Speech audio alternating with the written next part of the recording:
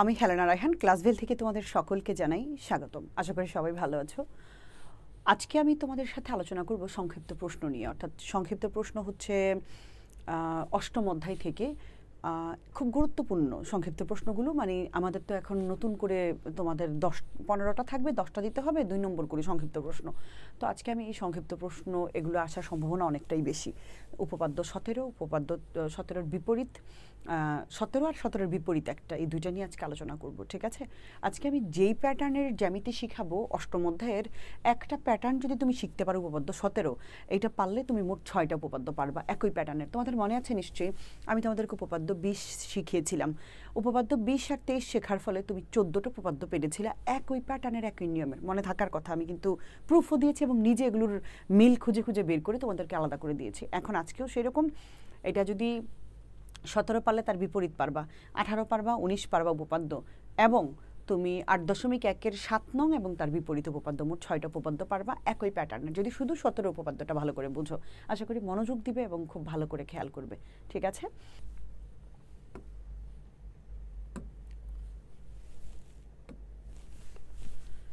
উপপাদ্য 17 করব। বৃত্তের আগে প্রশ্নটা বুঝতে হবে, মুখস্থ করবো না। উপপাদ্য 17 কিন্তু আমার বইয়ে কখনো লেখা থাকবে না আমার প্রশ্নে। তোমরা সবচেয়ে বড় প্রবলেম হচ্ছে প্রশ্ন মানে উপপাদ্য 17 হিসেবেই চিনো এটাকে। এটা কি, কেন আসবে, ঘুরে আসলে কি করবা, কেমনে চিনবা, ওগুলো নিয়ে কোনো মাথা ব্যথা নাই তোমাদের। কিন্তু এটা হওয়া উচিত। আগে প্রশ্ন চিনবে, তারপরে গিয়ে উত্তর নিয়ে কাজ করবা। তোমরা আগে উত্তর মুখস্থ করে ফেলো, প্রশ্ন আর চিনো না, যেটা আসছে এটা আর বুঝো না পরীক্ষার হলে গিয়া। এটা হচ্ছে একটা প্রধান সমস্যা।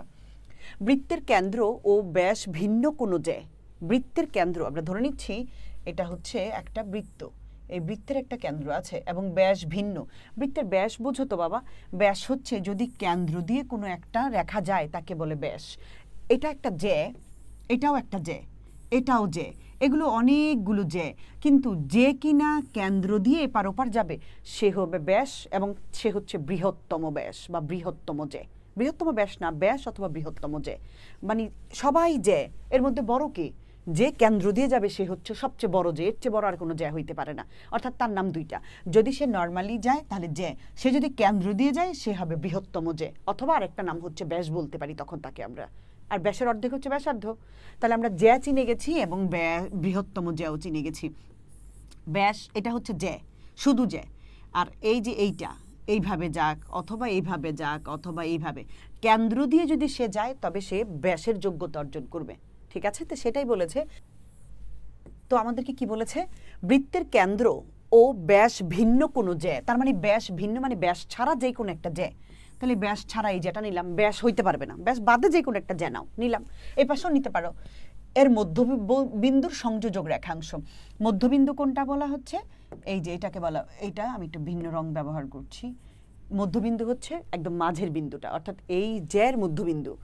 এই মধ্যবিন্দুর মানে জ্যার মধ্যবিন্দু ও কেন্দ্রের এই সংযোজক রেখাংশটা এই জ্যাটার উপরে লম্ব, অর্থাৎ এই জায়গায় এটা একটা 90 ডিগ্রি, এটা একটা 90 ডিগ্রি, এটা প্রুফ করতে বলছে। তার মানে কি আছে আর কি চাইছে এটা বুঝতে হবে।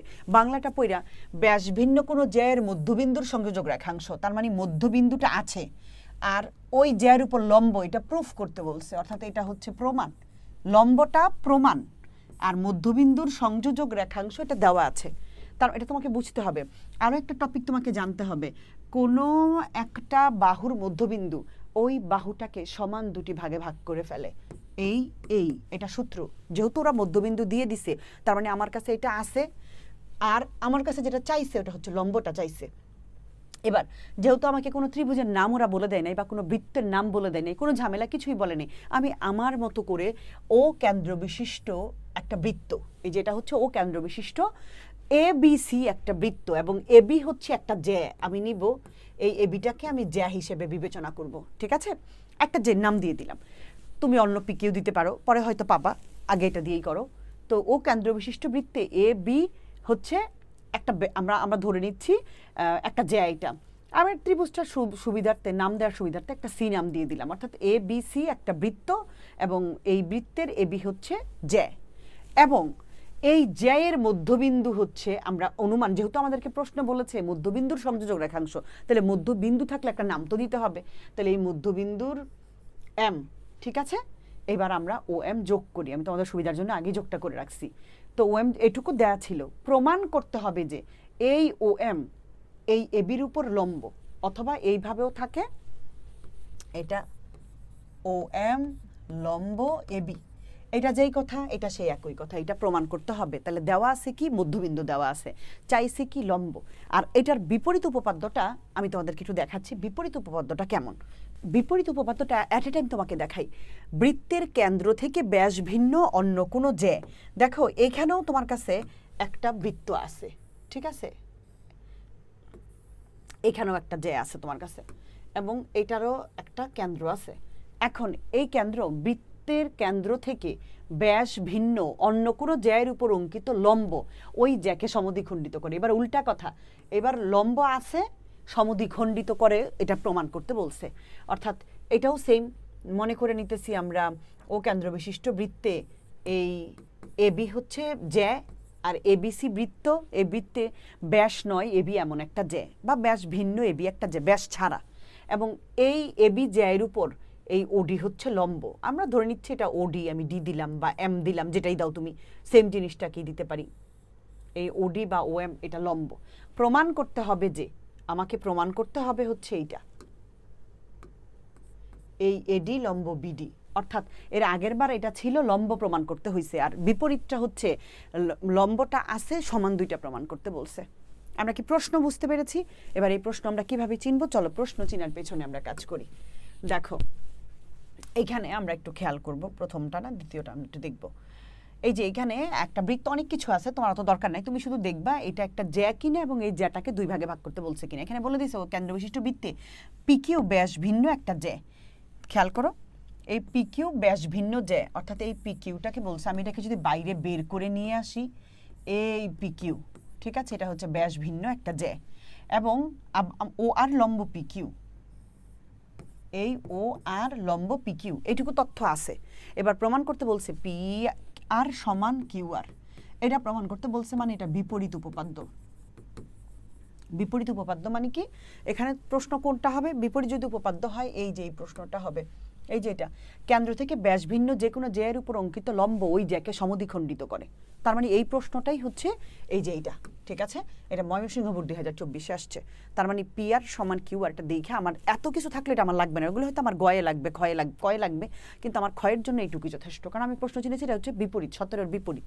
সেমভাবে যদি আরেকটা একটু দেখাই, ও এটা তো আছে, এখন এটা না কখনো এটা না চাই, আবার এটার থেকে শেষে একটা লাইন বাড়ায়া চাই, যেমন এই যে 1 নম্বর পি এ বি এর মধ্যবিন্দু, এই যে এইটার এটা একই। দেখো এটা যদি এটা না বললে, এটা তোমাকে কি বলছে, পি আর সমান কিউ আর, এই তো বলছে।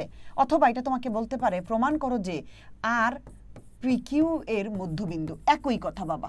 এইটা যদি চায়, এটার পরে একটা এই লাইনটা খালি লেখা দিলে হয়ে গেছে, আর এটা চাইলে এখানেই শেষ। আর যদি মধ্যবিন্দু, যে প্রমাণ করো যে আর হচ্ছে পিকিউর মধ্যবিন্দু, তো দুইটা বাহু সমান হলে মধ্যবিন্দু হয়, মধ্যবিন্দু হইলে দুইটা বাহু সমান হয়। তার মানে যদি মধ্যবিন্দু চাই, তাহলে এর পরে একটা কথা খালি লিখে দিব, অতএব আর হচ্ছে পিকিউ এর মধ্যবিন্দু, শেষ একটা কথা বলে দিলি হয়ে গেল, এই সেম জিনিসই। অর্থাৎ এইটা যেই কথা, এটা সেই একই অঙ্ক, অর্থাৎ এটাও হচ্ছে বিপরীত, ঠিক আছে। আমরা প্রশ্ন চিনাতে কাজ করতেছি। এবার আসি, এটাও ওইটা বিপরীত ছিল, এটা পিএস কিউএস, তাহলে এটাও বিপরীত, হ্যাঁ, দুইটাই বিপরীত চিনে গেলাম আমরা।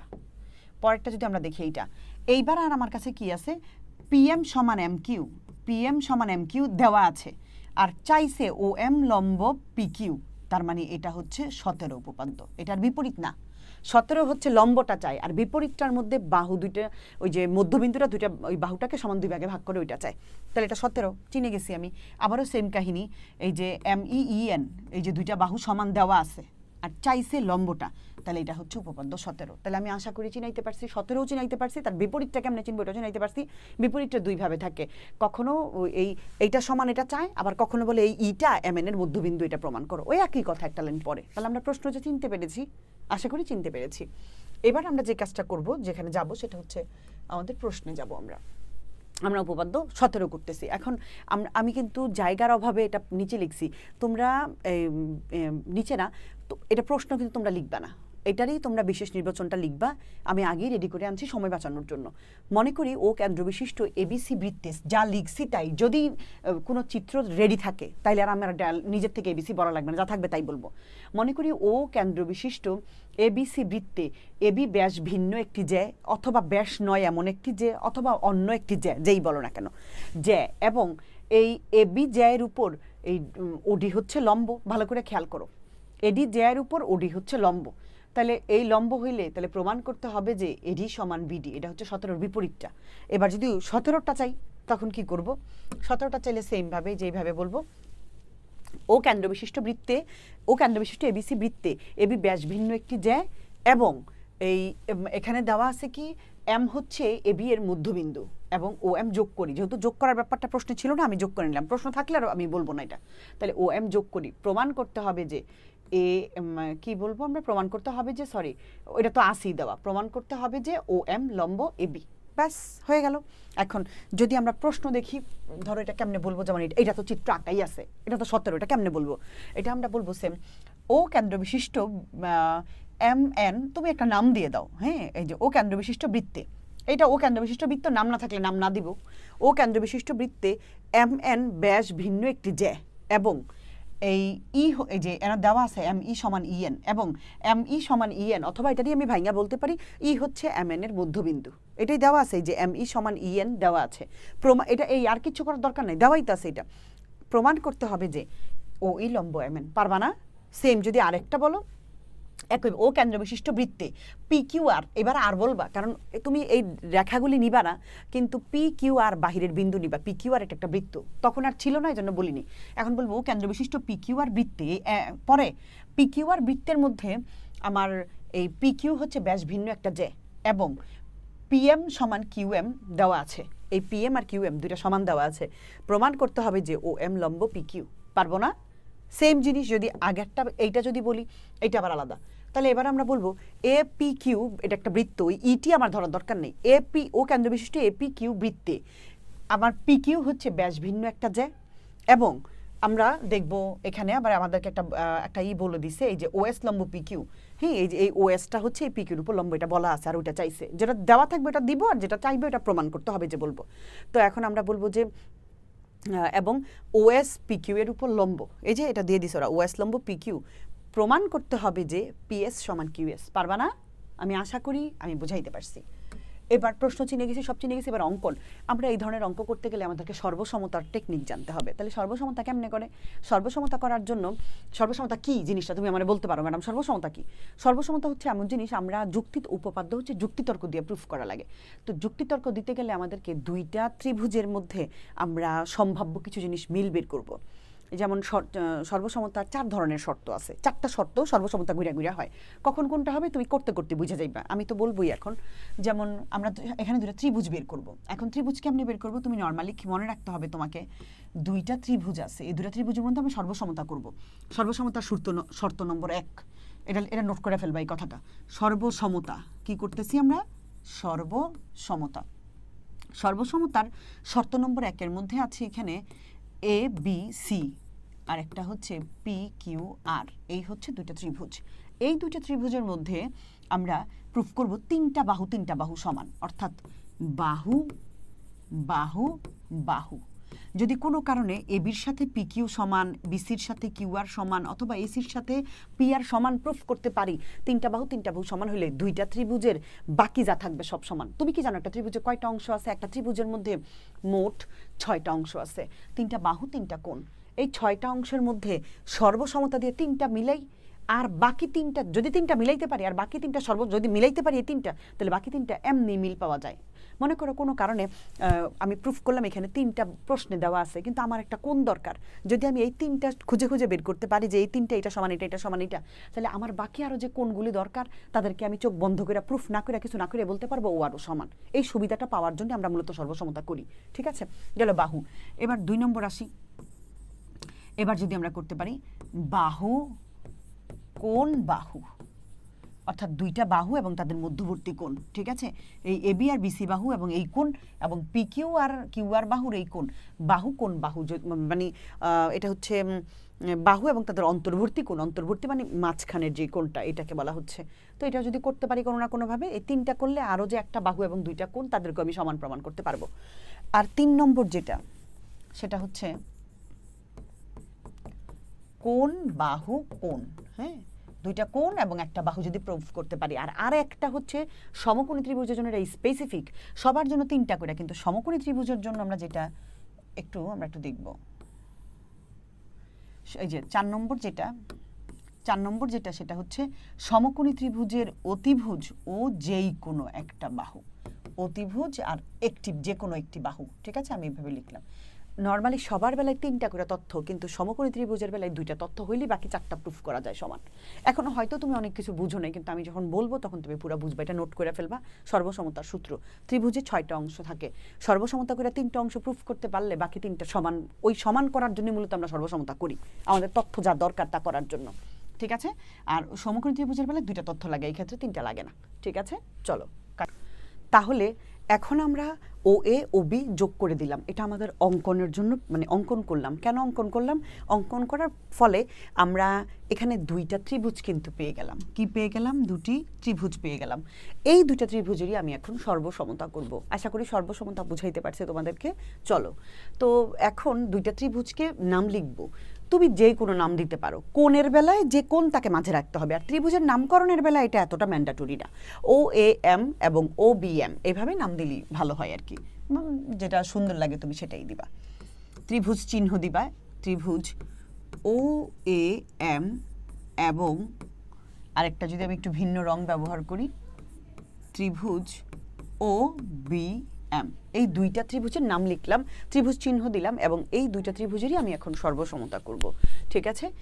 আমি কি বলেছি ভালো করে খেয়াল করো, তোমাকে যে চিনতে হবে, ব্যাসার্ধ চিনতে হইল, ব্যাস চিনতে হইল, ঠিক আছে, লম্ব কোনটা সেটাও চিনলা। তার মানে কি চেয়েছে তোমার কাছে? লম্বটা চেয়েছে।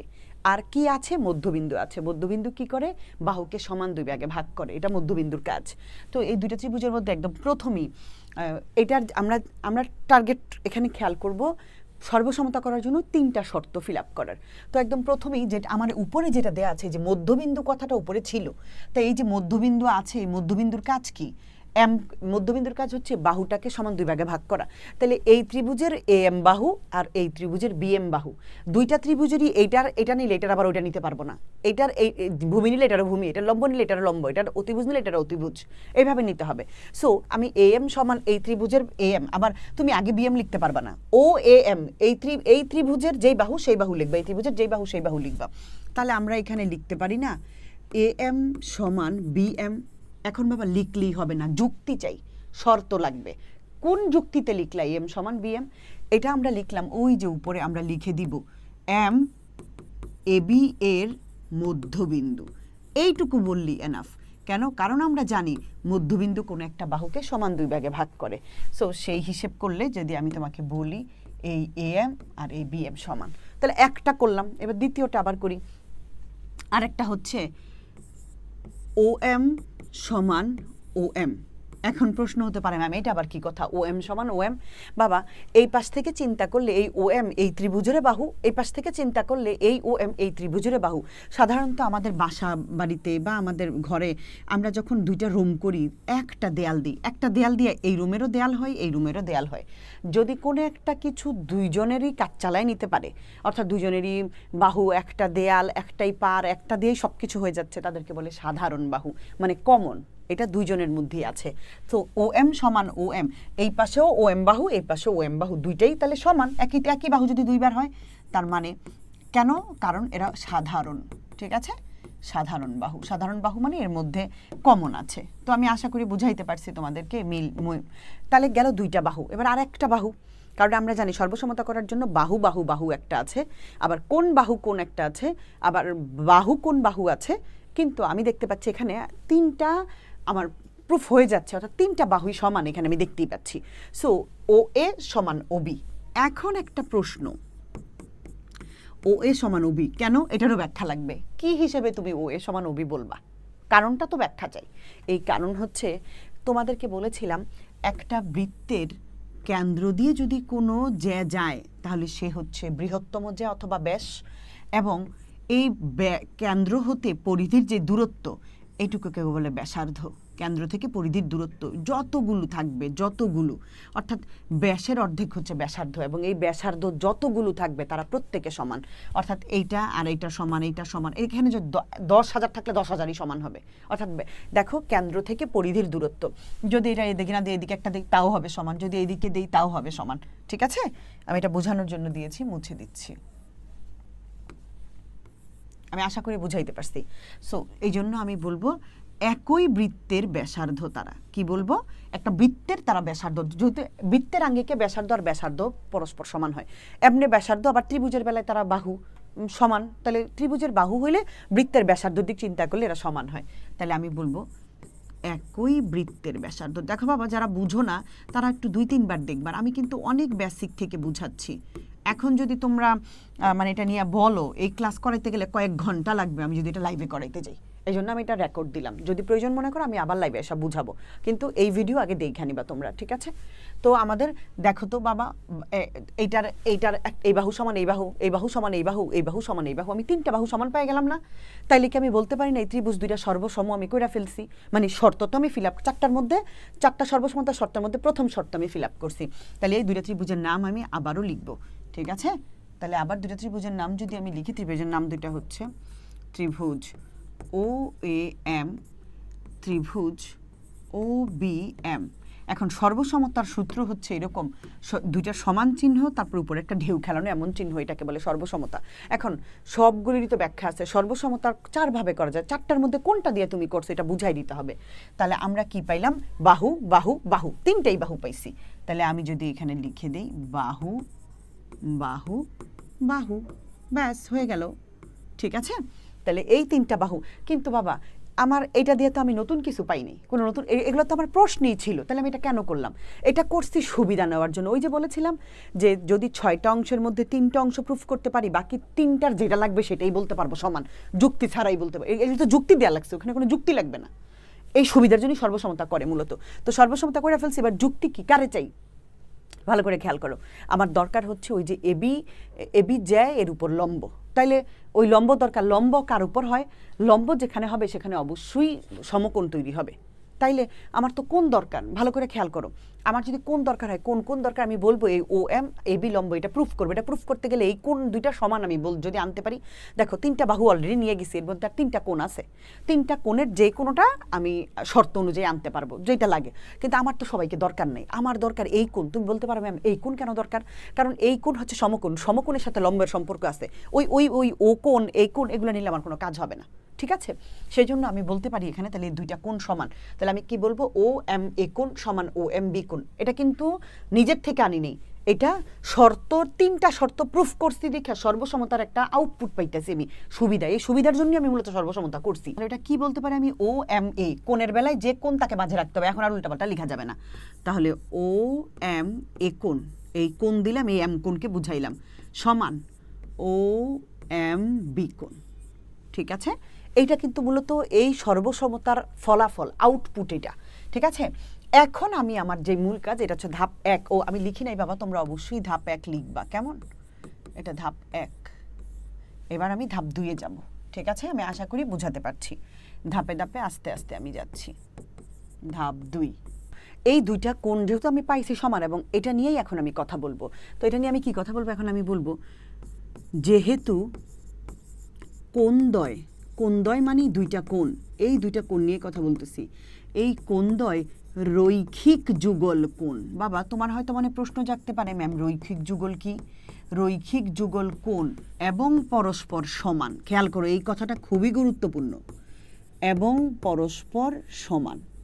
এইবার তাকাও, কোণ 2টা রৈখিক যুগল কোণ মানে হচ্ছে একটা রেখার মধ্যে যুগল মানে জোড়া, একটা সরল রেখার মধ্যে এক জোড়া কোণ। আচ্ছা বাবা, একটা সরল রেখার মধ্যে কত ডিগ্রি কোণ থাকে? 180 ডিগ্রি কোণ। আমরা জানি একটা সরল রেখার মধ্যে 180 ডিগ্রি কোণ থাকে। তার মধ্যে যদি 2টা কোণ যদি সমান করে ভাগ হয়, তাহলে দুইজনে কোণ 2টা সমান, কারণ এই যে এই দিকে সমান, এইটা থাকা মানে আমরা তো অলরেডি এখানে বলা আছে দুই কোণদ্বয় সমান পরস্পর, এখানে বলা আছে সমান, এবং তারা একটা রেখার মধ্যে এক জোড়া কোণ। একটা সরল রেখার মধ্যে 180, 180 যদি সমান সমান দুজন ভাগ করে নেয়, আমরা তো জানি অলরেডি তার 90 এর বাইরে তো হওয়ার সুযোগই নেই। এখন যদি সমান না হইতো তাইলে কেউ 100, কেউ 80, কেউ 10, কেউ 170 এমন হইতো, কিন্তু যেহেতু সমান, তার মানে একটা রেখার মধ্যে তারা আছে, রেখা দিয়ে বুঝা গেলাম 180 এবং পরস্পর সমান। তাইলে আমি কি বলতে পারি না দুজনই 90-90 আছে? আর রৈখিক যুগল, রৈখিক মানে তো 180 ডিগ্রি, এটাতে তো এটাই বুঝায়। তাহলে যদি আমি এইভাবে লিখি, এই 2টা কোণ ও এম এ কোণ সমান ও এম বি কোণ সমান 90 ডিগ্রি, বাবা আমার কি ভুল হবে? তখন কোন দুইটা সমান। এখন রৈখিক যুগল দিয়ে আরো হিসাব করে বুঝাই দিলাম যে 180-কে 2 ভাগ করলে তুমি বলতে পারো ম্যাম 180 কোথায়? এই যে রৈখিক কথাটার মানেই 180, একটা সরল রেখা। রৈখিকের মধ্যে কোন দ্বয় রৈখিক যুগল কোণ, মানে একটা রেখার মধ্যে জোড়া কোণ, এক জোড়া কোণ এবং পরস্পর সমান। তাহলে রৈখিক মানে 180, যুগল মানে দুইজন, কোণ পরস্পর সমান। এবার 180-কে আধা আধা ভাগ করে দিব, 90-90। তাহলে আমার এই বলাটা কি ভুল হয়েছে?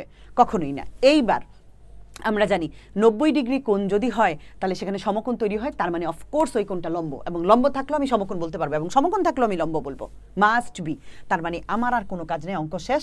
অতএব আমি এখন বলতে পারি, ফিনিশিং দিয়ে দিতে পারি তোমাদেরকে, যে আমাদেরকে যা চাইছে ও এম লম্ব এ বি, এটা হচ্ছে লম্ব চিহ্ন। হ্যাঁ, একটু সুন্দর করে দিবা।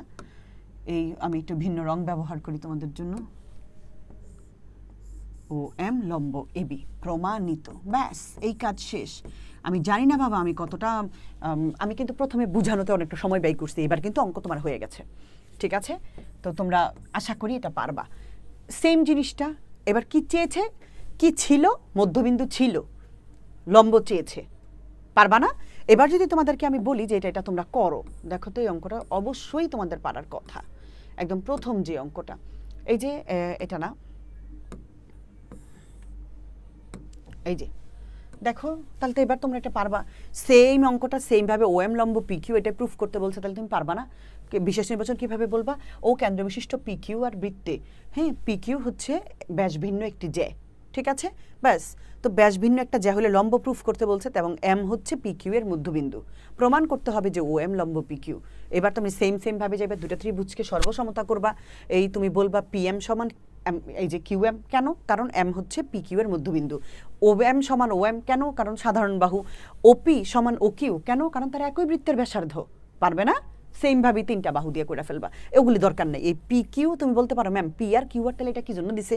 এটা বাবা আবার গয়ে লাগবে, এটা হচ্ছে ওই যে কেন্দ্রস্থ কোণ বৃত্তস্থ কোণের দ্বিগুণ। সব উদ্দীপকে অনেক কিছু থাকে, সবটা তো তোমার দরকার নেই। তুমি শুধু চিন্তা করবে আমার উপপাদ্য 17-র চেহারা কেমন, আমার ম্যাম দেখতে কেমন, আমার অন্যজন যা খুশি তা হোক গা, মানে একটা কথার কথা আর কি বললাম।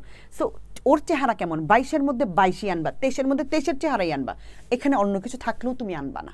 ওকে, আমি আশা করি বুঝাইতে পারছি। তো চলো এবার আমাদের এটাও শেষ, এটাও দেখাই দিলাম, পরেরটাও তুমি করবা। এই যে এটাও, হ্যাঁ এই যে এম এন, এই যে ও ই, এটা তো সেম সুন্দর করে আঁকাই আছে। তাহলে এই দুটো হোমওয়ার্ক রইলো, আশা করি পারবা। পরেরটা যদি আমরা একটু দেখি তোমাকে, এটা গেল উপপাদ্য 17। তাহলে এবার বাবা আমরা 17-র বিপরীতটা তাহলে একটু করি সেমভাবে। আমি দেখতে চাই তোমরা কেমন পারো বা কি। একই জিনিস, সব কিছু চিত্রটিত্র সব এক, এটা শুধু একটু উল্টায় করব। কেন? এখন কি চাইছে?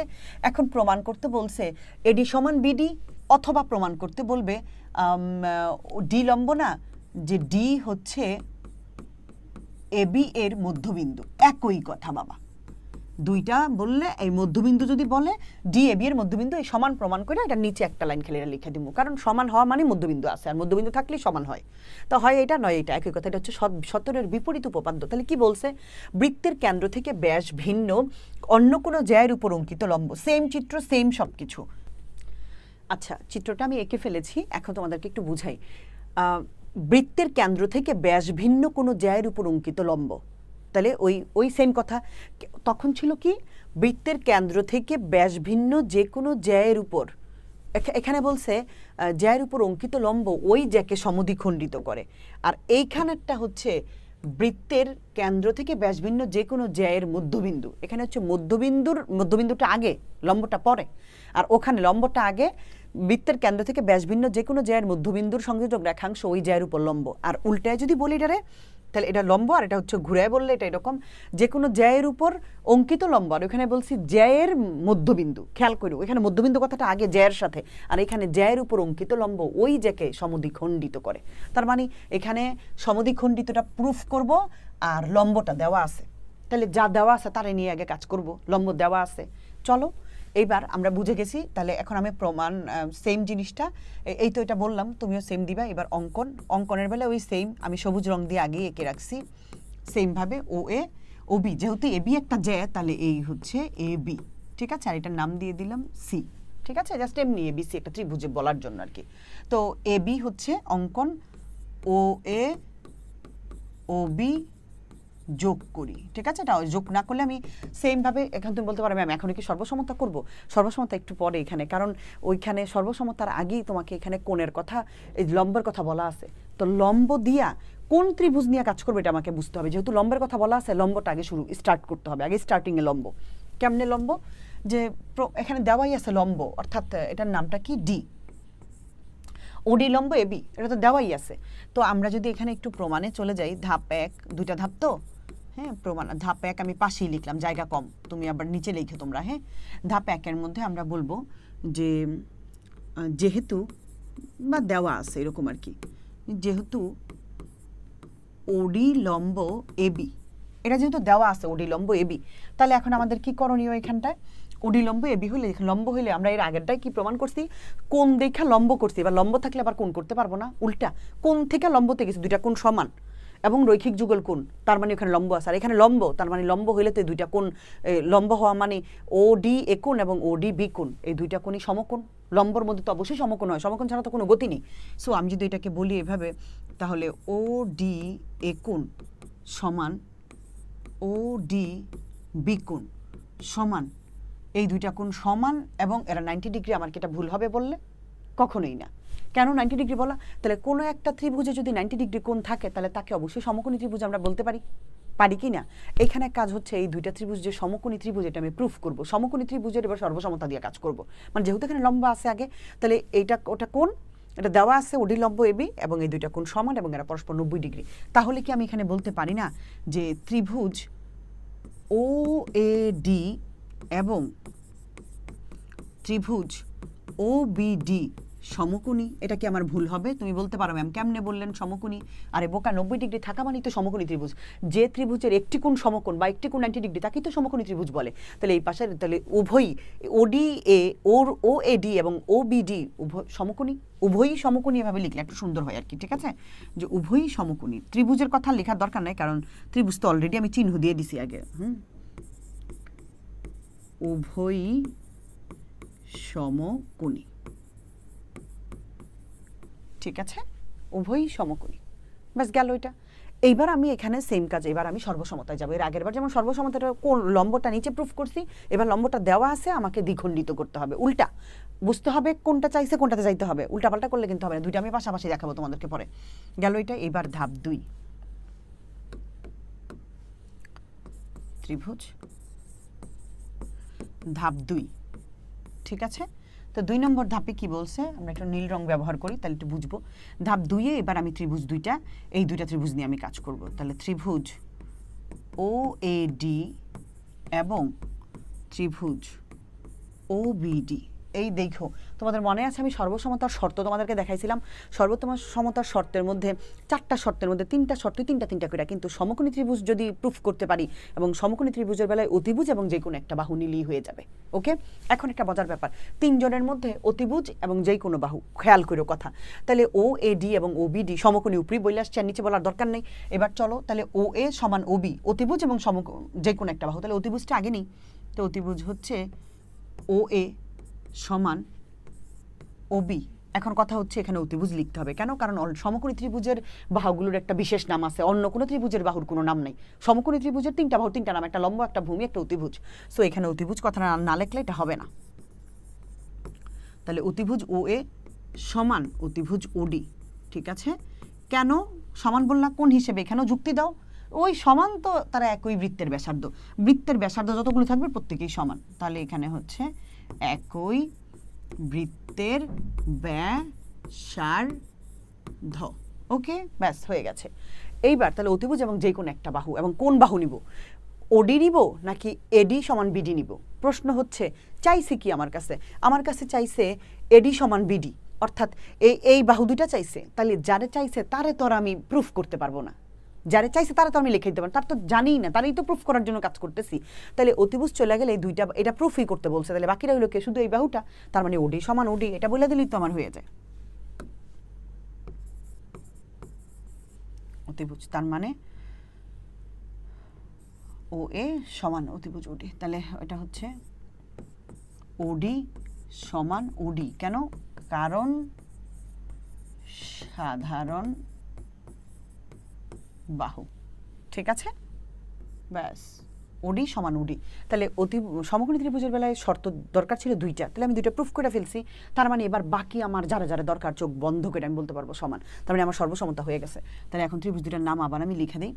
ত্রিভুজ এই দেখে দেখে লিখবা, ত্রিভুজ ও এ ডি সর্বসম, ত্রিভুজ ও বি ডি কোন শর্ত অনুযায়ী? সর্বসমতা চারটা শর্তের মধ্যে কোনটা? সমকোণী ত্রিভুজের অতিভুজ ও যে কোনো বাহু। ঠিক আছে, এটা কি লিখবা? সমকোণী ত্রিভুজের অতিভুজ বাহু সর্বসমতা। হ্যাঁ, এটা অতিভুজ বাহু লিখলেই হবে। তাহলে দুইটা সর্বসমতা করার পরে এবার সুবিধাটা কি, কি জন্য করলাম? সুবিধা তো চাই। সুবিধা হচ্ছে এডি সমান বিডি। যত এডি বিডি চাইলে পারতাম, কোন চাইলে পারবো, যেটা চাইবে ওইটাই পারবো। তো আমার তো খুব বাহুই চাইছে, তাহলে এডি সমান বিডি এখন আমি বলতে তো আমার কোনো বাধাই নেই আর, তাই না? তাহলে অতএব এডি সমান বিডি, এটার কোনো যুক্তিতর্ক লাগবে না, কারণ ওইগুলো যুক্তি দিয়ে প্রুফ করছি, মানে এটা পাওয়ার জন্যই তো। তার মানে এডি সমান বিডি। এখন যদি প্রশ্ন এডি সমান বিডি চাই তাহলে প্রমাণিত, এই লাইনই শেষ। আর যদি বলে যে ডি হচ্ছে এ বি এর মধ্যবিন্দু, তাহলে আরেকটা লাইন বাড়বে, সেই লাইনটা আমরা জাস্ট দিয়ে দিব, তাহলে এটাই প্রমাণিত। এখানে এটা চাইলে এটাই শেষ উল্টা। আর যদি চাই যে না ওটা ডি হচ্ছে এ বি এর মধ্যবিন্দু, সেম জিনিসই একটা লাইন পড়ে, তাহলে অতএব ডি এ বি এর মধ্যবিন্দু, যেটা চাইবে সেখানে আনসার হয়ে যাবে। আমি চেষ্টা করেছি, জানি না কতটুকু পেরেছি, বাকিটা তোমাদের উপর ডিপেন্ড করতেছে। এই দুইটা যদি একই সাথে দুইটা আমি তোমাকে দেখাইতেছি, ওকে? আমি আশা করি আমার বাচ্চারা পারবে। আমি কি বুঝাইতে চাইছি নিশ্চয়ই বুঝছো। এরপরে আমি এটা যদি বুঝো ভালো করে, তাহলে 18 আর 19 একসাথে, এরপর 8.1-7 ও তার বিপরীত আবার একসাথে, মানে একই প্যাটার্নের এই সর্বসমতার অংশটুকু যারা বুঝবে ভালো করে, তারাই মানে একদম জাস্ট চোখের পলকে অঙ্ক পারবে। ওকে, ভালো থাকো সবাই, সবার জন্য অনেক অনেক শুভকামনা।